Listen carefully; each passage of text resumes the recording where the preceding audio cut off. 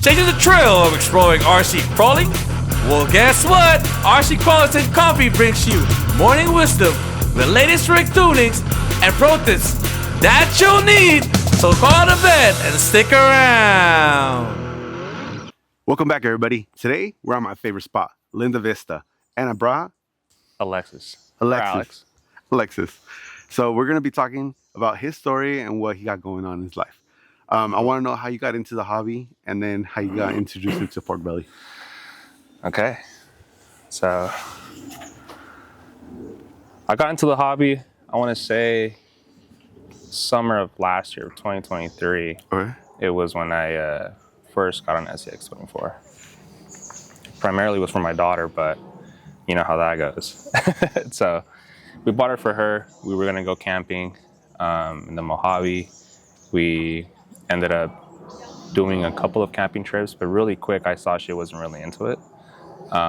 Given the fact what it cost, the rig, you know, they're pretty expensive, you know, for a fucking toy. Anyways,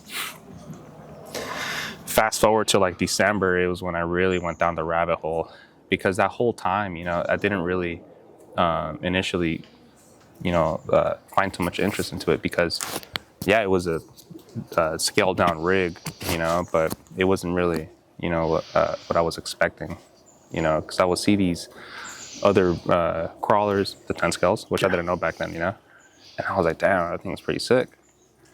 So anyways, fast forward to like around December was when I really, like I said, went down the rabbit hole. I got an LCG chassis from Endura.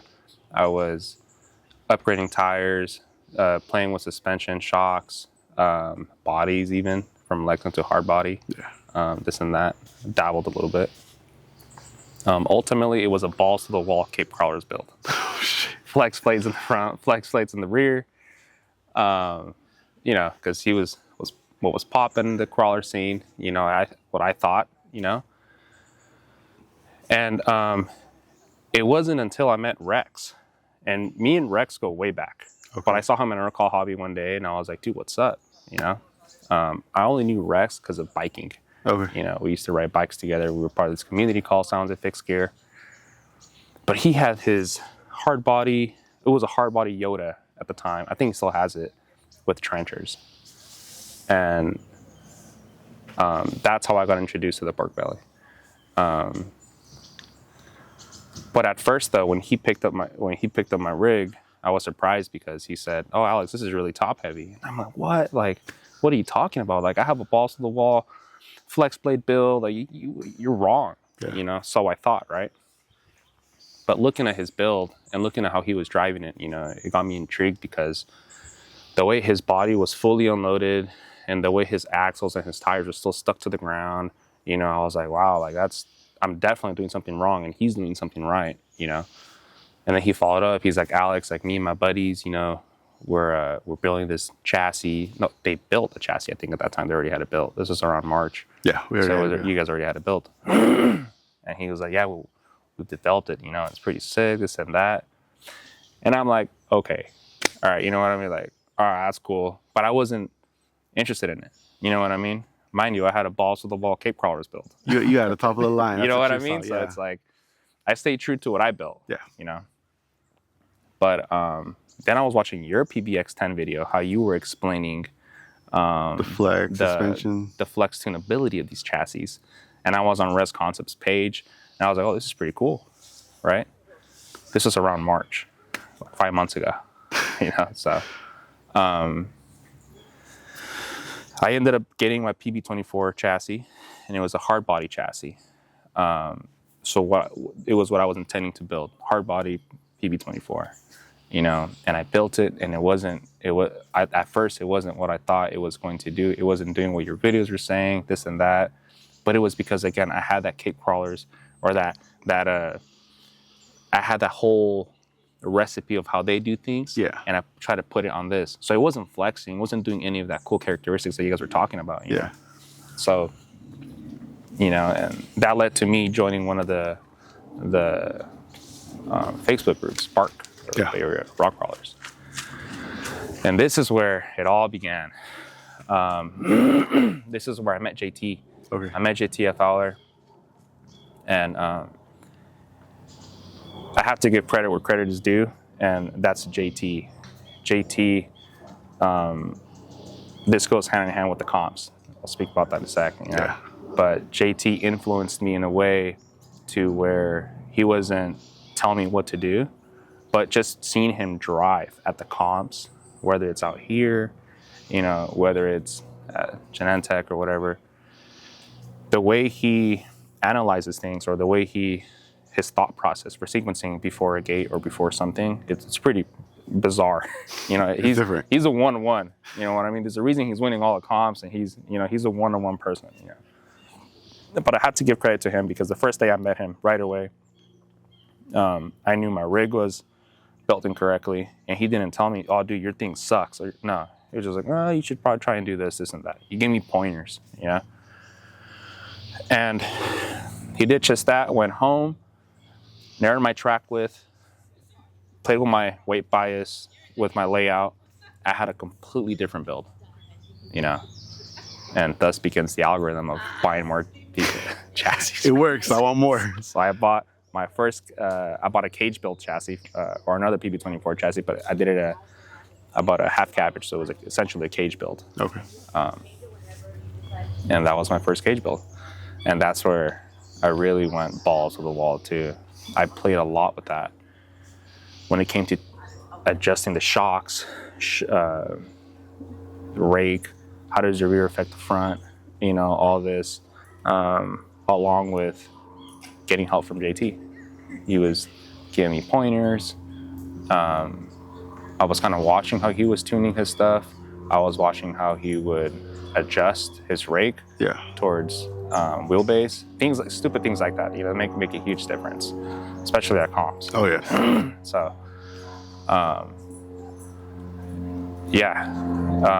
he influenced me in that way, and in the comps, I think the first one that I did, it was the one at Delta, and the one that I got in first place. It was that first cage build, and that build, funny enough, I spent a lot of time on it, you know.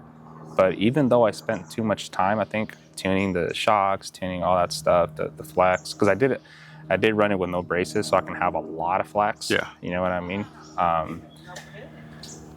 Although that build was tuned around that, it didn't really help me win the comp, I think. Even with this last comp. You know what I mean? It's weird. You know, I think I'll go in depth, but I think all the res guys, Rex, JT, Jordan, you know, their rigs are built completely different. Like, they're really to their style of driving. To their style, exactly. But they're built completely different. But if it's one thing that they all have, and what I've noticed over the course of this 4 or 5 months being with them, is that they're all predictable. Oh, yeah. I think that's the key thing. You know, the PB allows you to tune your chassis in conjunction with your suspension, that it allows you to predict what it's going to do. And shout out to Calvin at the Delta comp, my first Delta comp, the one that I won. He recorded my whole line. It's on my Instagram. He recorded the whole line. And it was pretty cool for me to sit on my sofa, look at the TV, see myself on the TV, you know, moving my rig, approaching a gate. And in the moment, you don't even think about it. But I'm sitting down, remembering what I was sequencing right before the gate. I'm like, okay, I'm too short, you know, I got to come in hard, you know. And you can see in the video, you know, I made a wrong turn, whatever. I had the jitters. But on the first gate, I'm three-wheeling, you know. But I remember sitting down myself, I remember my thought process. And I'm like, okay, I'm not gonna lift, because I know my weight bias. I know that I have enough pressure on my rear tire that if I go a little bit more, I'll dip, you know. And I think that being able to predict that, which these things do, it's pretty astonishing. You get more confidence in your build and how you drive, right? You get more confidence, but I think it makes you a little bit more comfortable. It does. You know, because it's like anything in any sport, you know, whether you're racing at the track, racing cars, or you're running a bike at a criterium, you know, if you know your threshold, you know what to expect. You know what I mean? Yeah. So I analyze things like this. This is my thought process when I play with this. If I'm sitting on my sofa right now, Yeah. or in the morning, like this morning, I was going like this. That's my sequencing when I'm thinking about these things. You know, That's so, cool. I know That's crazy. it sucks because it's like I analyze everything. That's good. That's a really good thing, because it's crazy how you got into it in such a short time and you already developed this much, when it usually takes people a year or two, like, to get it down this good. Yeah. And you're already understanding it so much better than most people. Yeah. I'm impressed and I'm amazed. Like, wow, it's so cool to see that. Yeah, Jordan was a huge influence on that as well. Again, I have to give credit where credit is due. Jordan, we were sitting right here one day, and he was like, "Alex, drive this." It was his PBX. I was like, "Jordan, I don't want to drive it." The He's 10 like, scale? Yeah, his 10 scale. He's like, "Alex, drive it." I was like, "Jordan, if I drive that, I'm gonna want to build one." And he's like, "That's the point." It's true. It's so true. I drove it, dude, and I was like, "Oh, I need one of these." You know what I mean? Because remember what I said, when I got my PB24, my first one, it wasn't what I thought it was. Remember? Yeah. It wasn't what I thought it was. I drove his, and I was like, "This is tits. This is what I was looking for." You know what I mean? Yeah. So, fast forward a couple months, I ended up building a 10 scale. I'm sorry, I bought a used one that JT gave me a lead on, and moving forward, I ended up building this one. But Jordan, so when I drove the 10 scale, I kind of want to say it fast-tracked me, because you made a good point. Some of these guys have been crawling for a long time. JT's been crawling for years. Rex been crawling for years. Jordan's been doing it for years, you know. And although Rex helped me a lot in the beginning, you know, using the terrain with a small tire, you know, what really, I think, really fast-tracked me and really helped me understand things a little bit better. Probably, I should back up. I think what gave me a whole different perspective was when I drove the 10 scale. Like, the 10 scale, driving that after I had my own one, I was driving for too long, or I was driving it for a while, I naturally started to tune my 24 scales the way the 10 scales were. I mean, look at this. Like, it has no braces. Like, I don't have a lot of shock length, but I have a lot of articulation. You know what I mean? So I started doing all that, you know. It's funny you say that. And you say that Jordan taught you that, like showed letting you his rig. Yeah. Because Jordan said that also in another podcast. Okay. Like, he built his 24 the same as he built his 110 scale, because the same style of driving, the same feel is what he's looking for in both of them. And then he mimics that back and forth. Yeah, it's an organic evaluation. You know, you see something that works and you want to implement into something else. Mm-hmm. You know, I told Eric that, you know, my 10 scale is exactly how I want my 24 to be. Yeah. You know, the comp that I won on Sunday, it's a small version of my PBX 10. That's so cool. Yeah, it literally, not this one, the other one. It's a small version, seatbolt length, really, really low COG, and it doesn't weigh a lot, you know. Nice. But yeah, Jordan had that influence on me, and like I said, I have to give credit where credit is due, because he didn't tell me, you know, but he, like JT, gave me pointers, and just the experience being with them. It's kind of like those. You know, in the trades, when you're an apprentice and then you have a foreman. Yeah. The foreman's not going to tell you exactly what to do. Hell no. But you're going to learn from watching them. It's up to you to learn, you know, what they're doing. Yeah. You know? To catch that and absorb all that knowledge. Yeah. And this last comp at Delta, shout out to Chino, he has one of the most competitive comps. Like I said, I was telling you earlier, we went to the Twin Cities comp up in the Maine. It's like a 4-hour drive, 3.5-hour drive for some of us. You know, you have people coming from different areas, you know, and the comps at Delta, I'm sorry, they are really competitive. That's what I'm saying. Shout out to Chino, because you have people that are crawling every day. You have people that are crawling with the same stuff that you have. You know, they have the same trans, the same wheels, same insert, you know, in some cases. So it's really competitive, you know. But I think, like, say you're racing at a track with cars at Buttonwillow or Laguna Seca, you have like 20 S2000s, you know, they all have the same engine, the same suspension. It's really up to you, you know. That's where you really know how your driver mod is, I think, for a lack of better terms. And to add to that, I think it's a mental game as well, you know. So, like I said, JT had a huge influence on me. And at the comps, that was one of them as well. Like this guy, I remember one time, I was nervous. It was like 3 comps ago. Cleaned both, spoiler alert, he cleaned both gates. Oh, shit. I mean, both runs. But he's like, all right, I'm going to do it quick and dirty. And I was like, what the hell? Like, dude, like for real? Like he went up first and cleaned the whole thing. I was like, oh, I'll go second too, you know? But anyways, his influence in comping, like it's pretty cool. There's a reason why he's winning comps. You know, again, it's not just the chassis helps. The chassis helps you predict what your rig is going to do to the terrain. You know what I mean? Yeah. But it's mostly driver mod. Oh, definitely You know, it is. 100%. I think Rex talks about that as well. You know, but yeah, overall, like I said, you know, those 3 guys have different styles, but if it's something that they all have is that the rig is predictable. Yeah. And that's something that I base all my rigs off of. Nice. I'm glad to hear that. Yeah. Nice. Because 100%. last time I heard JT, hey, are you saying that he gets to pick whatever he wants to run? It's funny how he was like, you're saying quick and dirty. He was telling us, oh yeah, I'm just going to aim for the gates. Like just not hit a single gate. That's his goal. He knocks it out. Yeah. The other time that I think I was at the creek with them. And, oh yeah, I'm just going to go for the fastest time. I don't care about the gates. And he gets them also.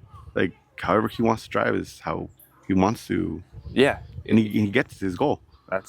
He's so driven. That's JT. Yeah, definitely. That's so cool, though. Let me ask questions for you real quick. Yeah, for sure. Play a little game. 100%. So I think you heard about it. It's pick one and go. All right. So we're going to start off with the 110 scale, and then we'll move on to the 124 questions. 100%. So 110 scale. Brushed or brushless? Brushless. Servo on axle, servo on chassis? Servo on axle. Servo on axle. Straight axle or portal? Portal. I don't know, man. 110. 10 scale? Yeah. Oh, yeah, portal. Portal. Hard body or Lexan? Hard body. 3S or 4S? 4S. 1.9 or 2.2s? I just built a 2.2 for that reason. So pick one and go. Oh, dude, 1.9. 1.9? 1.9, 100%. 1.9. Because you're comfortable or? 1.9, it reminds me of Rex's thought process for a tiny tire. Okay. You have a tiny tire, it really puts you to work. It makes you really take advantage of your clearance. Like, it makes you work. Yeah. Cool. Gates or trail? Gates. 110th or 124? 124. 124? 124. That's where you started, right? It's your love. Ah, dude, it's my thing. Dig or 2-speed? I don't even know what that is. Dig locks the rear. 2-speed changes the speed on the rig. Dig. All right. 3-pin servo, direct power servo? Direct power, 100%.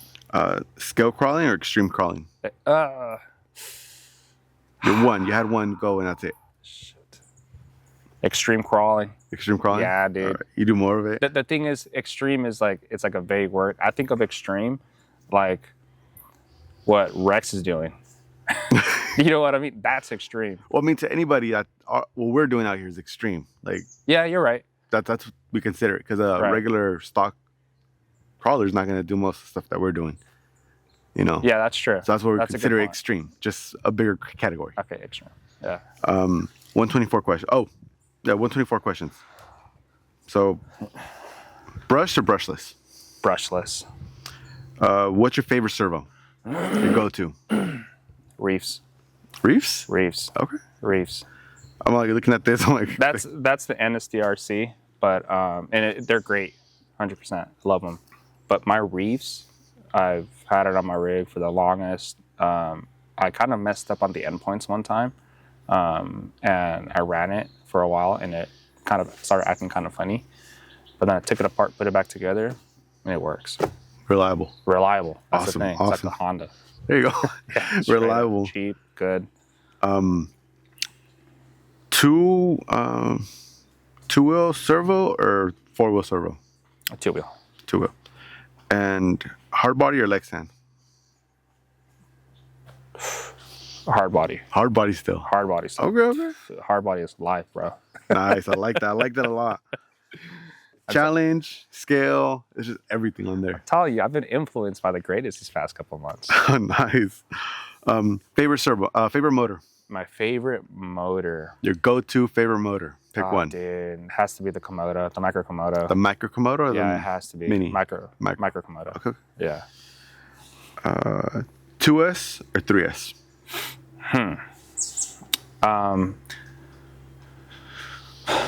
3S.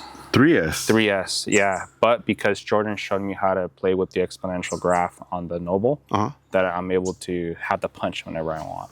Okay. Yeah. Okay. But with the weight bias, how I have my rigs and the weight, I'm usually running a 3S. Okay. Yeah. So just to get that extra wheel spin at the end. The way I have my rig set up, it helps me at the comps. At Twin Cities was a good example. I was upside down, and with the half cabbage build, you know, you really you're kind of screwed. So I need the wheel speed, and you have to have good axles, shafts. But I use the wheel speed to help me kickflip over or pop shove it. Yeah. You're doing over here skateboard tricks over here. Dude, I asked JT, asked these guys. I've done some crazy shit. I'm sorry, some crazy crap. No, you're good. You can say it. Okay, I did some crazy shit, dude. Like, I've been in a pickle, and I just balls to the wall, give it the beans, and I just, yeah. That's cool. It helps. So, gates or extreme crawling with these? For 24 scale? Yes. Gates. Gates. I should have said extreme crawling for the 10 scale. I'm sorry. That's all good. But yeah, gates, 100%. Gates. Yeah. All right, cool. Because there's a difference. Rex pointed that out to me. Yeah. Extreme crawling builds are way different than a gate race rig. 100%. I thought it was, you're good. Nope. You got the most extreme. You'll do awesome at the comps. Nope. And Rex is all like, dude, these are my two rigs. Look at them. And he walks me through them. And I'm just like, oh shit, there's a difference. Yeah, like, 100%, dude. I didn't know that. It's like, no, just take your best rig and you'll be good. No, guys, there's a dedicated rig for comps and there's a dedicated rig for extreme crawling. Yeah, I agree. I agree. Yeah, it makes it a lot easier. Favorite axles? Super 8s. Super 8s? Yeah, dude. I know it's controversial. Is that because of Jordan? No, it's actually because it was. I love this how it looks so slick. Okay. You know, they look slick, but you can do some things to have the same track width as a Mius axle, and I've done it on this one. Oh, on this one, it's a mullet build. It's a rear portal, the front solid axle, but it's a front Super 8. Okay. Yeah. The turning radius is not as good as the Mius, but has no scrub. Performs just a little bit better, honestly. In my opinion, with my style of that's what I'm asking. So your opinion is yeah, what I want to but get. I also have a dedicated Mius axle build. Okay. You know, and I use that a lot for the free crawling. Cool. And how many 24s do you have at the moment? Sorry, babe. Don't worry, she won't see this. Wives don't see this. That's all good. I got one. I have 2 comp builds. I have 2 hard bodies. That's 4. And I want to say 5 in total. You got 5? I have 5 24 scales in total. Dude, is that a lot or a little no, bit? you're good. You're really good because most people have more. Oh, yeah, I know. Like, okay, yeah. I try to downsize and yeah, it's hard. Yeah. It's hard. Yeah. So I'm impressed. That's really good. For someone so into this, yeah, I'm proud of you. You're doing good. Well, I just gotta because build this. Yeah, people just go crazy and just I got 20. I got 15. Now that you mentioned that, yeah, you're right. I've heard some numbers from some of the guys, and it's like, wow, like where do you guys fit all this crap? You know, like my lady is giving me shit because I blew up a battery one time, and then she saw the 10 scale. She saw how big the battery was. She was like, "Oh hell no, you're taking that crap outside." You know, and I was like, "Yeah," and I was like, "Oh okay." And now she gives me like that look, you know, when I'm like working like near the dining area or whatever. Yeah. So anyway, you're like, "Damn." I love her. No, that's good. I'm impressed, but in a good way. Seriously. Thank you. And who would you like to see on the show next? I'm not sure if you guys have JT lined up. We have JT lined up. That's when we got to get on. I think JT, like I said, he was one of the biggest influences for me in the 24. Mind you, I've been crawling. When I got my first PB24, it was around March, right? I'm like a couple months in, you know? Yeah. So I kind of have to give credit to him, you know? Although he doesn't tell me crap, you're like, oh, do this, do that, you know? But he had a huge influence, you know? And I think people can say the same thing about him. It's true. His experience and overall, like I said, he has a bizarre way of doing things that works. You know what I mean? And I think that's pretty cool because you see people, you know, copy and pasting builds all the time. Do you know what I mean? Yeah. but the way he does his rigs, I mean, he's not running expensive ass shocks. No. And it goes a long way to understand that he's not doing that, and he's doing really well at comps. He's doing really well. Sometimes the rubber bands, and he's still doing really good. Yeah, or he doesn't run shocks on his comp in the rear. But yeah, I think JT would be really cool to hear his story. Call him out. JT, you need to be on here, my man. You need to be on here. But yeah, nice. JT, I think JT, it would be nice to have him. Cool, definitely would be. Yeah. And I'm still waiting for it too, because I keep seeing it. But yeah, we'll get him eventually. Yeah, he's a busy guy. He's got a lot of things going on. Yeah, I think we all do around this time and era. And we were just talking about that too. He's really busy. Yeah. Thank you so much. Well, let's get on the rocks and crawl a little bit. Yeah, 100%. I've been itching for this. 100%. Awesome. Thank you so much. Dude, this has been really cool. Cool. All right, guys. Check out the next one. Thank you for joining us in another episode of RC Cars and Coffee. Did you get the trailers you're aching for? If so, join us next time for more RC wisdom and pro tips. Till then, happy crawling!